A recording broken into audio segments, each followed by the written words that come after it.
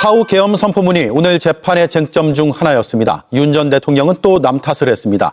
자신은 무관하다며 당시 부속실장과 총리의 책임으로 돌렸습니다. 탄핵 심판 때와 별반 달라지지 않았습니다. 박현주 기자입니다. 재판이 시작되자 윤석열 전 대통령이 변호인과 무언가 논의합니다. 자신을 향한 카메라를 의식한 듯 발언은 되도록 자제했습니다. 재판이 시작된 지 1시간 반이 지나자 입을 열었습니다. 4.5 계엄 선포문의 성격을 묻는 재판부 질문에 변호인단이 제대로 답하지 못하자 직접 나선 겁니다. 한덕수 당시 총리가 문서 폐기를 지시해 대통령의 국법상 문서로 볼 수 없는 만큼 범죄가 아니라는 변호인 말에 재판부는 재차 질문합니다. 그 한덕수 총리의 지시만으로 그 국법상 문서로서의 성격이 없어진다는 근거가 무엇인가요? 변호인이 머뭇거리자 윤 전 대통령이 갑자기 발언에 나섭니다. 12월 7일에 서명을 받으러 왔길래 이 사후 부서 문서라고 해도 이거는 국방부에서 담당자가 작성해서 장관, 총리, 대통령 이렇게 올려야지 부속실장인 자네가 이걸 왜 하느냐라고 제가 좀 나무랐는데 부속실장이 담당자도 아닌데 계엄 선포문을 작성해 자신이 질책했다는 겁니다. 책임은 한덕수 전 총리에게 떠넘겼습니다. 한덕수 총리가 그렇게 얘기를 하면 저한테는 물어보지 않아도 당연히 동의할 거라고.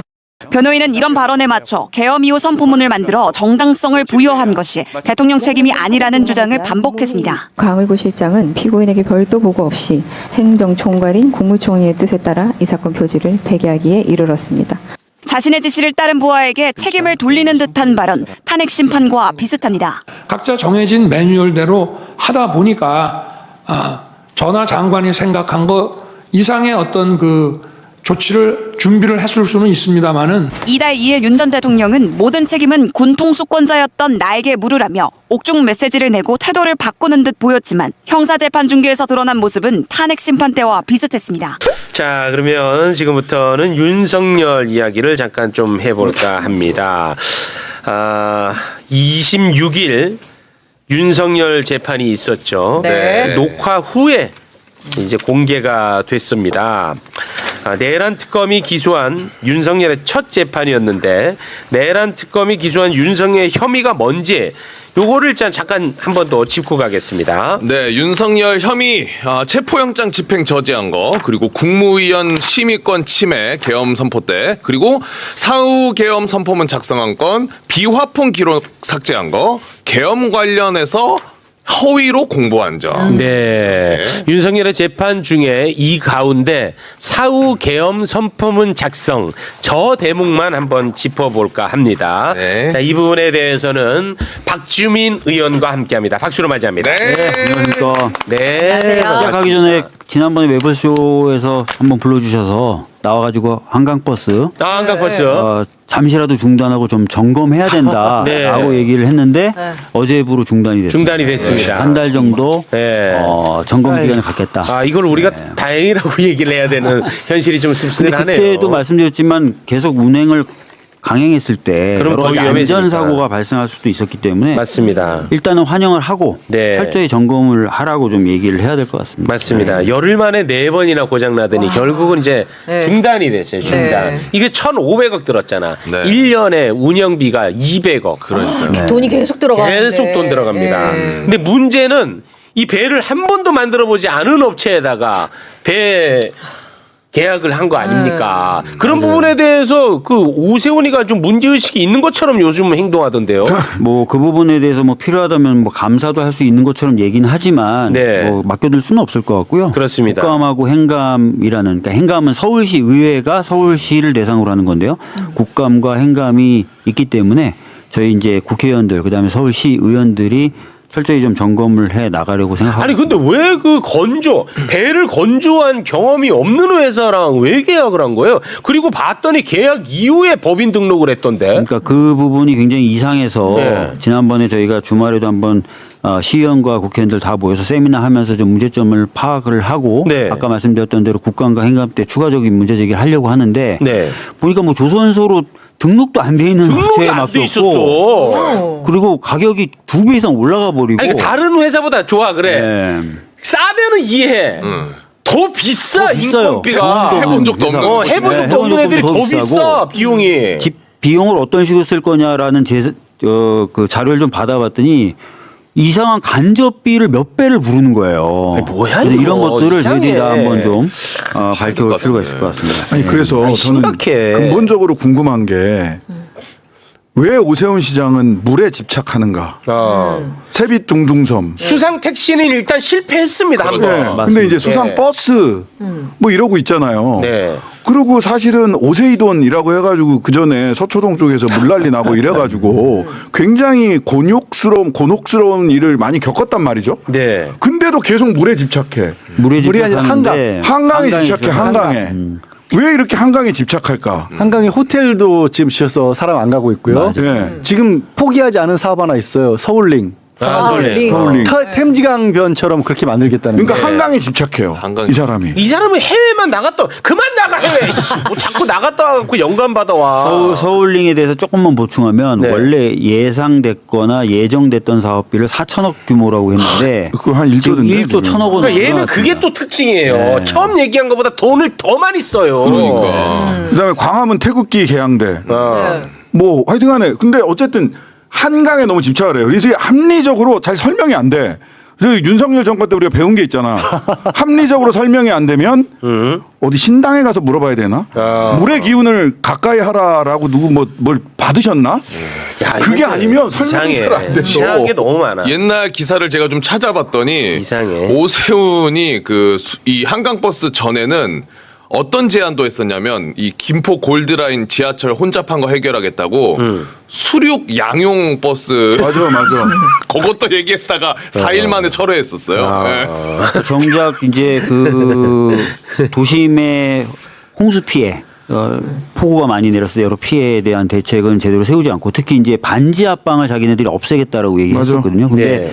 목표했던 반지 합방 매입 실적은 절반도 안 되는 식으로 추진하고 그래요? 쓸데없이 한강에는 집착하고 이상한 데 돈 쓰겠다 그러고 그런 상황입니다. 네. 근데 이거는 아무튼 뭔가 그 특혜성 좀 의혹이 냄새가 나거든요. 아니, 과정이 너무 이상하니까. 너무 이상하니까 이거는 확실히 좀 들여다봐야 될 것 같다는 생각입니다. 오세훈 그래도 그렇게 인기가 좋나 봐 아직. 왜 그런지 모르겠어 오세훈. 하도 오랫동안 서울시장을 하다 보니까 서울시장은 당연히 오세훈이다 이런 인식이 좀 생긴 것 같은데요. 약간 좀 그런 게 있나? 실제로 뭐 성과라고 할 수 있는 건 거의 없기 때문에 예. 반드시 바뀌어질 겁니다. 네, 고맙습니다. 자.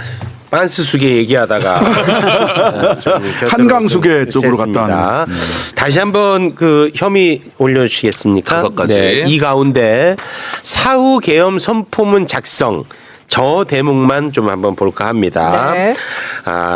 참 궤변을 많이 풀어 놓았는데 윤석열이는 진짜 나쁜 사람입니다.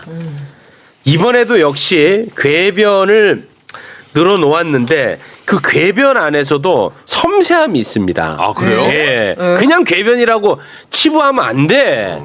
궤변 안에 섬세함이 있어. 그 섬세함은 뭐냐? 자기는 쏙 빠지고 자기 밑에 있는 애들 탓으로 돌리는 거예요. 아직도. 네. 자기가 빠지는 게 핵심이야.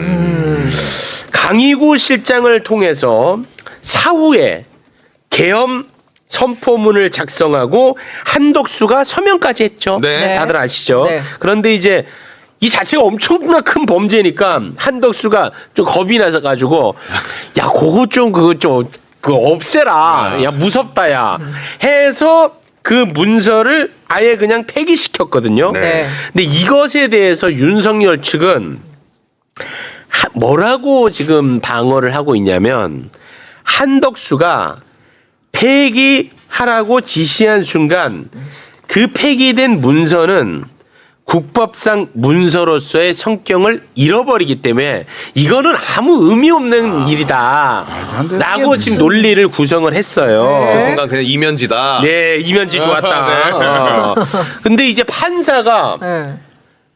무슨 근거로 너네는 그런 얘기를 하냐라고 이제 질문을 하거든요. 근데 변호사들은 속상하게도 윤석열에 대해서 관심이 없어. 그냥 논리 구성이 안 돼 있으니까 그냥 서면으로 할게요. 이렇게 해. 그러니까 윤석열이가 본인 일이니까 치고 나와서 본인이 이야기합니다. 그 장면 영상으로 보시죠. 문서를 파쇄한 행위는 범행에 해당하지 않는다라는 취지로 주장을 하셨는데 맞습니까? 예, 근데 그 한덕수 총리의 지시만으로 검찰개혁 그 기권. 국법상 문서로서의 성격이 없어진다는 근거가 무엇인가요? 구체적인 사안이나 또 추가적인 판례라든지 이런 부분에 대해서는 변호인 의견서로 제출하도록 하겠습니다. 사후 부서 문서라고 해도 이거는 국방부에서 담당자가 작성해서 장관, 총리, 대통령을 이렇게 올려야지 부속실장인 자네가 이걸 왜 하느냐라고 제가 좀 나무랐는데 일단 그냥 갖고만 있겠다 이렇게 했기 때문에 저는 한덕수 총리가 그렇게 얘기를 하면 저한테는 물어보지 않아도 당연히 동의할 거라고 생각하고 그래 하지 않았나 하고 생각이 됩니다. 네, 이 말은 이제 강희구 걔는 참 문제가 많은 애예요. 예. 근데 저는 아무 관련 없어요. 요겁니다. 네, 어떻게 보셨습니까? 강희구라는 부속실장이 대통령 지시 없이 할 수 있는 위치고 사람인가요? 고난도 없고 본인도 얘기하잖아요. 네, 그러니까요. 예, 윤석열도. 누군가가 얘기했기 때문에 당연히 하는 거라고 봐야 되고 네. 근데 나와서 저렇게 뻔뻔하게 강희구란 친구가 그렇게 했다라고 얘기하는 것 자체가 굉장히 딱하죠. 네. 저는 사후 부서 문서 이거 작성 자체가 위법한 거란 말이에요. 그리고 내란이 계엄령이 말도 안 되는 거다. 이런 사실 계엄 선포문이 있어야 계엄 있어야 계엄 선포하는 선포가 거잖아요. 되는 거죠. 근데 본인이 사인했잖아. 네. 사인 자기가 안 했어? 강희구가 손 억지로 붙들어서 했나? 사인한 행위에 대해서 그렇습니다. 왜 사후에 너 사인했느냐? 그렇지. 거기에 대해서 해명을 해야죠. 남 탓을 할 게 아니라. 그렇습니다. 말도 안 되는 얘기를 하고 있는 거예요. 네. 이렇게 무책임한 사람이 어딨나 진짜. 근데 그게 있으니까 그거에 대해서 강희구 너 아주 나쁜 놈 자식이 너한테 권한도 없는데 임마 이거 왜 했어 임마 자식아 내가 사인을 사인은 하는데 야 추억으로 간직해 이 얘기에 웃을 일이 아니라 맞잖아요. 맞아요. 네. 그게 도대체 저 왜 일어나서 저 이런 얘기를 했는지 모르겠어요. 급해서 왜냐하면 앞에 부분이 조금 잘렸는데 뭐, 예, 알아요. 변호인들이 오버가 하죠. 야 뭐 다른 할 얘기 없냐 네. 다들 이렇게 미루더라고. 아니 심지어 그게 미뤄지지도 않은 거잖아요. 지금 얘기한 것처럼 제대로 미루려면 그래서 내가 서명 안 했다고 했어야지 맞아요. 미뤄지는 그렇지, 건데 맞아. 야 이거 잘못된 문서야 사인해줄게 이러면 안 되는 거고 두 번째 그럼 이게 작성이 일단 됐잖아요. 어쨌든 대통령이 거기 서명을 했기 때문에 문서가 돼버린 거예요. 그러면 대통령이 서명을 해서 문서가 되는데 한덕수 국무총리가 대통령한테 물어보지도 않고 없애버렸단 말이에요. 네. 그것도 잘못됐다 한 거잖아. 네. 근데 진짜 말씀 나한테 많이 물어봤으면 내가 동의해 줄 줄 알고 그냥 알아서 했겠지. 그렇죠. 이게 설명이 돼요? 그럼 자기가 동의해주면 일단 국법상 만들어진 문서가 그럼 법적으로 없어지냐? 아니에요. 네, 아니죠. 대통령이 당연히. 동의해도 그건 문서예요. 포기하지 예. 못해요. 그리고 문제가 있다고 지적을 했어요. 근데 가지고만 있겠다 그래서 그래. 추억이야. 이거 진짜 말이 안 되잖아요. 그래 내가 계엄도 선포했었지. 그냥 가지고만 있어. 그래. 강희구가 내가 써가지고 올라갔었지. 대통령이 나무라셨지만 사인은 하시더라고. 뭐 이런 거 갖고 있으라는 저 거야? 얘기를 왜 이런지 모르겠어요. 아니 근데 진짜. 이거를 다시 한번 말씀드리지만 저거를 그냥 저 미친놈 이렇게 하면 안 된다니까. 얘 목적이 분명해요. 뭐가 있어요? 뭐가? 그러니까 본인은 다 빠진다는 거야. 안 빠진다니까 저렇게 그러니까 해서. 안 빠지는데 본인의 목적은 그렇다는 거예요. 윤석열 그거는. 의원님. 법률상으로는 의미 없는 답변이에요. 그리고 그렇죠. 변호사들도 저거 뭐 말이 안 되는데 할 말이 없을 거예요. 관심도 없을 뿐만 아니라 할 말도 없었을 거예요. 아주 그냥 기본적인 상식을 가진 변호사들이라면. 근데 그냥 저렇게 얘기하는 거는 자기들 그 소위 유너게인 부대들 이런 사람들한테 계속 뭔가 스토리와 명분을 주려고 하는 것이지 법률상으로는 의미가 1도 없어요. 네. 1도. 그나마도 혹시 기억나세요? 헌재에서 네. 포고문에 담겨 있었던 내용 가지고 얘기하다가 이건 왜 넣었어요라고 하니까 이거 뭐 말도 안 되는 거 같지만 일단 넣어놨으니까 그냥 놔두자 그래서 그냥 놔둔 거죠. 네. 그리고 어차피 뻘뻘뻘 뭐 실행도 울었어요. 안 될 건데요. 네. 뭐 금방 그 이렇게 계엄 해제할 거라서 그냥 말도 안 되지만 그때 이제 넣어놨어요. 그게 그 의대생 의대생 척결하는 거. 예. 그거 그냥 똑같아요. 문제 있다고 생각했지만 그냥 놔두라. 그냥 간직하고 있어. 문제는 있지만. 네. 그리고 또 헌재에서 똑같이 군인들한테 자기는 실제로 실행할 의미가 없었는데 군인들이 좀 과잉했기 네. 때문에 이런 일이 벌어졌다고 했다가 또 이후에 아시겠지만 SNS에 김건희가 수사를 받을 것 같다라는 상황이 되니까 모든 책임은 자기한테 있다라고 또 SNS를 울렸어요. 맞아요. 얼마 전이에요. 군인들 건드리지 말라고. 얼마 전이에요. 얼마 전이에요. 예. 그래놓고 또 이번에 나와가지고 강요기 탓을 또 해요. 맞아요. 변명마저 일관성이 없어. 진짜 나쁜 사람이야. 네. 자, 이 재판 이후에 윤석열 보석 신문이 있었거든요. 네. 윤석열은 직접 18분간 궤변을 늘어놓았습니다. 하필이면. 자, 몇 가지만 좀 살펴보도록 하겠습니다. 자, 한번 한 대목 잠깐 볼까요? 백대현 부장판사가 이거는 이제 참고로 중계가 허락이 안 됐습니다. 네. 그래서 뭐 부장판사가 구속된 이후에 재판에 출석 안 하는데 이유가 뭡니까? 물어보니 구속이 되고 그 1.8평짜리 방 안에서 서바이브 하는 것 자체가 굉장히 좀 힘들었습니다. 서바이브 하는 거 굉장히 좀 힘들었고. 지금 혼자서 방탈출 게임하고 있어. 혼자서 요 부분만 통과하면 난 방탈출인데. 요 부분만 통과하면 방탈출인데. 서바이브. 예. 방탈출 게임. 저 단어를 왜 썼을까요? 서바이브라는. 서바이브. 아니 저 양반이 가지고 있는 그 영어 사대주의가 있다고. 네. 그 국립 뭐 추모관 이거에 대해서 대통령이 있을 때 이러면 별로 멋이 없고 메모리얼 파크 이렇게 내셔널 메모리얼 파크라고 이름을 바꾸자. 야. 한동훈이 장관 된 이유는 영어를 잘해서. 맞아요. 이런 그런 거 거잖아요. 있었어요. 그러니까 영어에 대한 극단적 사대주의가 있어요, 사실은. 네, 좀 있어 보입니다. 예. 근데 여기 갑자기 서바이브. 예. 와, 무슨 뭐 진짜 방탈출 게임 하나? 근데 본인은 2평이거든요. 그러니까요. 1.8평도 저 거짓말입니다. 네. 2평이고 그 와중에 다른 수감자들은 0.7평. 엄청나게 널널해. 원래 0.7평을 써야 되는데 네. 그게 지금 과밀 부족해서 사실 2배씩 써요. 그러니까. 그러니까 저 방에 3명 들어가야 될 방에 6명, 7명까지 들어가고 있어요. 지금. 네. 그러니까 본인은 진짜 널널하게 쓰고 있거든. 그런데도. 그러니까 저런 얘기하면 안 돼. 저 사람은. 자, 그리고 본인을 풀어주면 재판에 나오고 안 풀어주면 재판 안 나오겠다. 네. 이런 식으로 이야기를 했거든요. 윤석열. 좋아. 좋아. 자, 그 대목 잠깐 좀 볼까요? 그 불구속을 해주면은 제가 그 운동도 하고 당뇨식도 하겠습니다. 그 불구속일 때는 재판 안 나오면은 구속시킬 테니까 제가 열심히 나오겠지만 이미 이거 구속돼 있으면은 저 없이도 재판 가능한데 뭐 굳이 나올 필요 있습니까? 네. 그러니까 백대현 판사가 보석 청구가 인용돼서 석방되면은 재판에 나오고 아니면은 안 나오겠다는 거예요? 그러니까 어차피 불구속 상태에선 나오라는데 안 나오면은 그 사법 절차가 어그러지니까 일정 조율도 필요할 것 같고 고려해 주십시오. 뭐 이런 식으로. 뭔 소리야? 막가파야. 윤석열 막가파야. 아니 변호사 입장에서 자기 피고인이 그 보석 재판 나가서 저렇게 얘기하면 안 그만 합시다 우리. 그래요? 이렇게 얘기할 것 같아요. 이 정도요. 사임선해요 바로. 네, 그게 사임선 아니라. 낼 것 같아. 저렇게 해서 판사를 설득할 수 있을 거라고 생각을 하나? 만약에 저 얘기를 듣고 판사가 보석을 해주잖아요. 네. 다 출정 거부합니다. 구속된 사람 다 출정 거부합니다. 그럼 되잖아요. 그렇지, 다 그러면 되지. 네. 완전히 사법체계가 망가집니다. 맞습니다. 근데 이 나름대로 이 논리 이거 개발해낸 거거든. 뭘 개발을 해?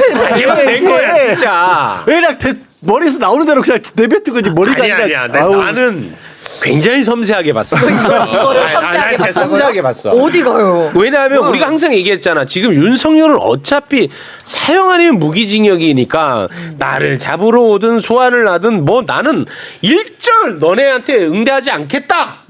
너네 요구에 뭐 내가 그 원하는 거 해주면 나한테 좋은 게 뭐가 있어. 이 마음이다라고 했잖아. 네. 섬세하잖아. 뭐가 섬세해? 봐봐. 근데 만약에 풀어주면 말 안 들으면 구속시킬 거 아니야. 그러니까 난 나오지. 나가잖아. 근데 나를 가둬놓고 나 나오라고 하면 나 안 나가지. 왜냐하면 속옷 입고 버티면 못하니까. 그러니까. 근데 서울구치소장 바뀌었습니다. 바뀌었습니다. 이 다음에 서울구치소장이 그 인치 명령을 어떻게 수행할지는 지켜봐야 됩니다. 근데 윤석열은 불구속 상태일 때도 체포영장 들어오면은 다 거부하고 다 거부했죠. 안 했었어요. 맞습니다. 근데 뭐 그 범죄로 재판 받고 있는 그 거잖아요. 범죄로 지금 재판 받고 있는 거잖아요. 그걸로. 네. 그리고 거기서 진짜 웃겼던 게 집도 가까우니까 잘 나오겠다는 거잖아요. 네, 집 가깝다고 얘기하더라고요. 집 먼 사람들은 재판 안 받아 그러면? 네. 그 어필 많이 하더라고. 집 가깝다고. 네. 그 어필 많이 했습니다. 자, 그리고 윤석열은 특검 수사에 대해서도 맹 비난을 했거든요. 네. 이렇게 이야기를 합니다. 제가 뭐 재벌 회장도 아니고 100명 넘는 검사들이 되는 것 안 되는 것 기소해서 지금 보면 전직 대통령에 대해 기소할 만한 건지 뭐 대통령이 재량권을 가지고 있는데 이거 정말 유치하기 짝이 없습니다. 재판 알아서 진행하시고 차라리 뭐 처벌 받고 싶은 심정이에요. 막 나가. 막 나간다니까. 야, 막 나가 캐릭터. 저는 너무 초딩 같아요.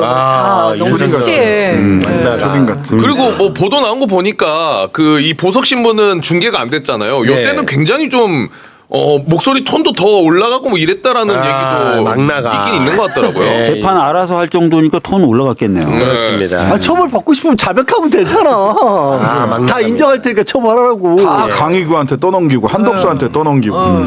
근데 오늘 내란 재판에는 또 불출석했습니다. 왜 불출석해요? 안 풀어줬으니까. 안 풀어줬잖아. 구토와 오한이 생겼답니다. 재판 갔다 와서 20분 재판 갔다 와서 체력이 떨어져갖고 구토와 대단한 오한이 인간이야. 있었대. 대단하다. 진짜 건강. 행여나 그 염색 좀 안 했다고 마음 약해지고 그러면 큰일 납니다. 예. 그냥 염색하고 안 하고의 차이지 달라진 게 없어요. 술 안 먹어서 살 빠졌지. 아니 더 건강해 심해졌는데요. 보이던데. 네, 너무 좋아졌어요. 정신 상태는. 제 정신 상태는 더 심해진 것 같은데 네. 도대체 왜 윤 어게인해서 뭐 하겠다는 거예요? 저 사람은 다시 어게인 시켜서 뭘 하겠다는 거예요? 심각합니다, 저 사람. 네. 자, 그러면 조희대 이야기로 좀 넘어가도록 하겠습니다. 조희대. 법과 절차를 다 무시하고 있습니다. 9월 30일 조희대 청문회를 개최하는데 네. 조희대는 하지 않겠다는 불출석 의견서를 국회 법사위에 보냈습니다. 의견서를 보면요 이렇게 썼습니다. 사법의 독립을 보장한 대한민국 헌법, 대법원 합의 과정의 비공개를 정한 법원 조직법, 재판에 관한 국정조사의 한계를 정한 국정감사 및 조사에 관한 법률 및 국회법 등의 규정과 취지에 반한다. 헌법과 법률을 준수해야 하는 저로서는 청문회에 불출석할 수 없다는 입장임을 말씀드립니다. 출석할 수 없다는 출석할 입장. 수 없음을. 예. 근데 네 속마음 이거 있나? 출석할 수 없다는 입장이다. 그렇습니다. 그리고 뭐 조희대만 그런 게 아니라 증인으로 채택된 대법관들 그리고 지기현이 네. 얘네들도 다 나오지 않는답니다. 천대엽도 안 나온다고 그런 것 이거 같아요. 어떻게 해야 됩니까? 얘네들은 아니 그 삼권 분립을 계속 강조하면서 삼권 분립을 파괴하는 행위야. 삼권 분립은 각자 이렇게 서 있으면서 서로 견제. 균형 맞춰가야 되거든. 네. 국회는 국회가 할 역할을 한다는 건데 이거를 완전 차단합니다.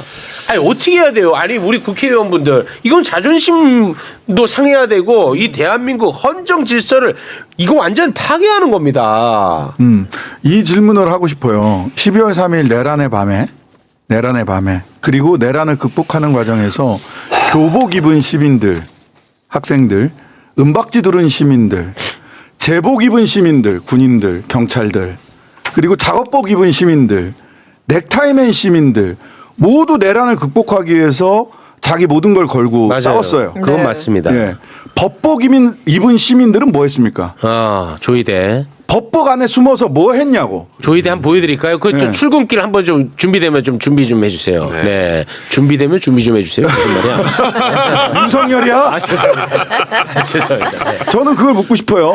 법복 입은 시민들은 도대체 내란을 극복하는 과정에서 뭘 했냐고. 그렇지. 뭘 했어. 윤석열 내란 수계를 길 바깥으로 탈옥시킨 자가 법복 입은 시민들이에요. 그렇지. 그리고 이재명 대통령을 국민들이 선출할 수 있는 권한을 박탈하려고 했던 자들이 법복 입은 그렇지. 시민들이에요.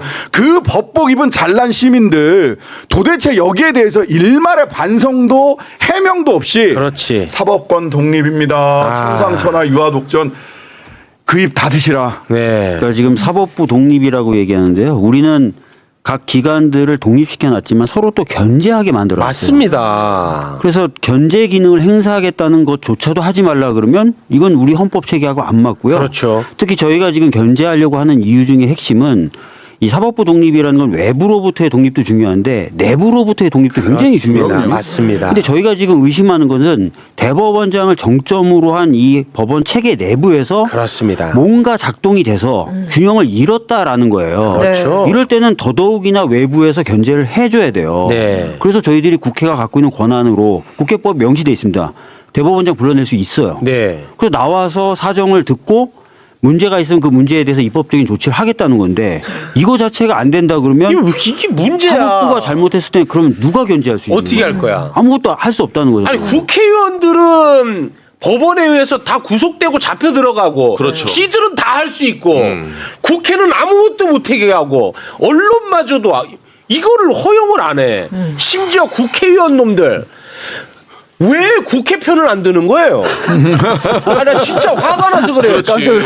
아니, 국회 편을 왜 안 드는 거예요? 이런 일이 있으면 최소한 여야 할 것 없잖아요, 이거는. 그러니까 국회의원들 중에는 뭐 기득권 카르텔이나 이런 데 포섭된 분들도 계실 수 있고 또 일부는 사법부의 독립의 의미를 오해하고 계신 분들이 있을 수 있어요. 일부러 오해하는 거지. 아까 말씀드렸던 것처럼 사법부의 독립은 외부로부터의 독립도 중요하지만 내부로부터의 독립이 굉장히 중요한데 그게 지금 안 되고 있다고 했을 때는 어쩔 수 없이 외부에서 견제를 해줘야 되는 거예요. 그렇습니다. 그 작용을 하겠다는 겁니다. 네. 저는 이제 국민의힘 의원들한테 그 국회의원 놈들이라고 얘기했던 국민의힘 의원들한테 지금 필리버스터 하고 있잖아요. 맞습니다. 지금 이 시간에도 필리버스터가 진행이 되고 있어요. 네네. 네. 이 필리버스터를 하고 있는 법안이 뭐냐? 국회 증언감정법이에요. 이 법을 좀 바꾸자는 건데 핵심이 뭐냐면 한덕수, 최상목 등등등 특히 한덕수 같은 경우 내란 국조에 나와가지고 거짓말했어요. 거짓말 많이 너무 했죠. 명백한 거짓말을 했어요. 맞습니다. 그런데 현행 국회 증언감정법상 이 내란 국조가 해산이 되고 나면 위증죄로 고소고발을 못해요. 이거는 그냥 절차적 미비 사항이에요. 그러니까 이거를 국회 본회의에서 고소고발을 하게 하자라고 바꾼 거예요. 네. 이 법을 올렸는데 이걸 가지고 필리버스터 하는 거예요. 그러니까 국회가 아니 위증한 사람 고소고발하게 하자고 라고 했는데 한덕수를 고소고발하면 안 된다라고 해서 지금 국민의힘 의원들 필리버스터 하고 있어요. 이게 말이 되냐고. 국회의원으로서 자존심도 없나?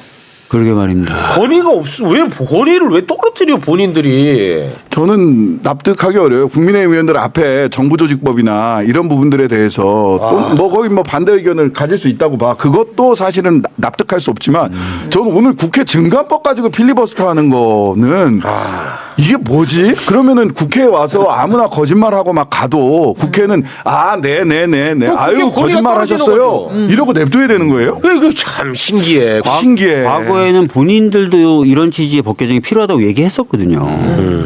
근데 정작 이제 한덕수라든지 이런 신기해. 구체적인 사람이 떠오르니까 안 된다는 거예요. 한덕수 방탄 필리버스터예요. 그래서 어제 저녁 한 8시부터 시작된 필리버스터는 오늘 저녁 8시까지 진행될 때인데 이거는 내란 공범 한덕수 방탄 필리버스터다. 그 성격을 분명히 아셔야 됩니다. 아유, 너무 좋습니다. 네.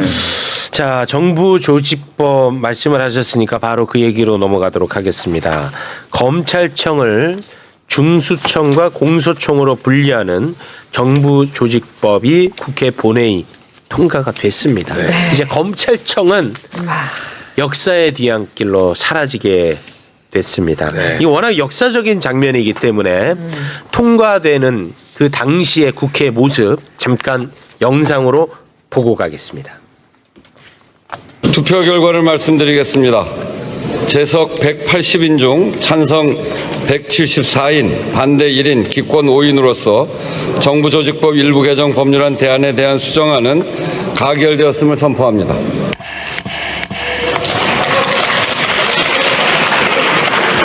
야, 이건 진짜 역사적인 장면이네. 이게 진짜 역사에 남을 장면이야.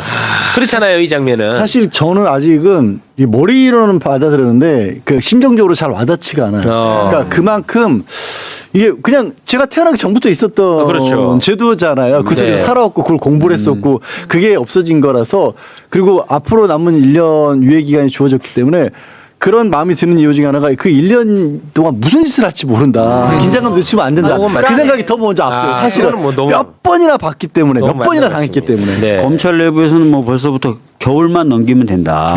택도 없는 소리네. 뭐 이런 얘기들을 한다고는 하더라고요. 그래요? 아니 뭐 지금 막 반발 관련해서 뉴스들이 나오고 있던데 반발도 하면서 속내는 야씨 우리 요것만 잘 넘기면 돼. 뭐 이런 마음을 갖고 있다는 거예요? 이 유예 기간 동안에 이제 와, 나 뭐 열받네. 우리 당이나 대통령 지지율이 좀 떨어지고 뭐 한두 건 이상하게 수사되는 사건들이 좀 나오고 뭐 이러면은 언제든지 분위기는 바뀔 수 있다. 뭐 이런 얘기들을 아니 한다는 법안이 거예요. 통과됐는데 뭘 어떻게 1년 유예 기간인데. 1년 유예 기간 동안.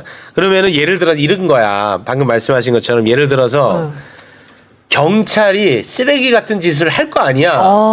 그러면은 그거를 또 막 부각시키는 거지. 그렇죠.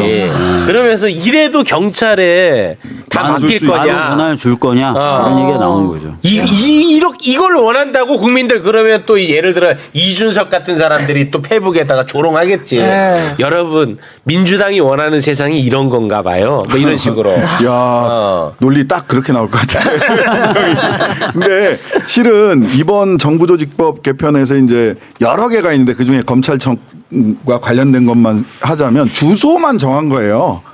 주소를 이쪽으로 그 중수청은 행안부에, 네. 검찰청은 이쪽에다가 대신 검찰청 이름을 뭐 없애는 거죠. 검찰청이라는 거를. 네. 주소만 정한 거고 사실 보안 수사권이라든지 전권 송치주의 또는 수사지휘권 관련된 쟁점은 아직 남아 있어요. 그러니까 우리가 지금부터 해야 될 것은 흔히 악마는 디테일에 있다고 하잖아요. 그렇습니다. 그럼 지금부터 우리는 뭘 해야 되냐? 디테일에다가 천사를 보내는 방법이 무엇일까?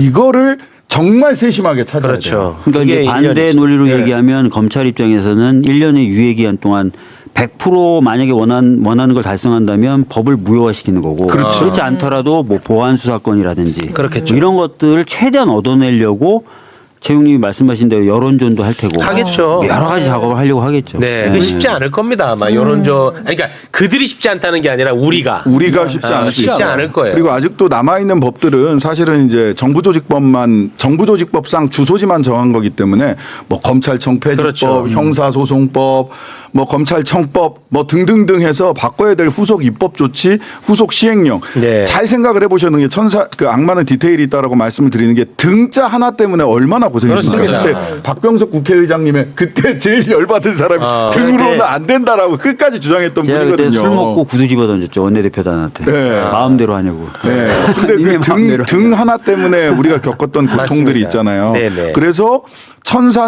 그 악마는 디테일에 있기 때문에 향후 남은 입법 과제에 굉장히 박차를 가해야 되고 잘 싸워야 된다. 네. 그리고 디테일에 천사를 보내야 된다. 네. 근데 정말. 벌써부터 뭐 검찰 내부에서 반발하고 있고 네. 그리고 그 전현직 검사들로 이루어진 검찰 동우회 여기에서 또 입장문을 냈어요. 네. 반발하는 입장문. 잠깐 좀 볼까요? 자, 검찰 동호회 입장문입니다. 헌법은 89조에서 검찰총장 임명에 대해 또한 12조와 16조에서는 검사의 영장 청구권에 대해 명백히 규정하고 있다.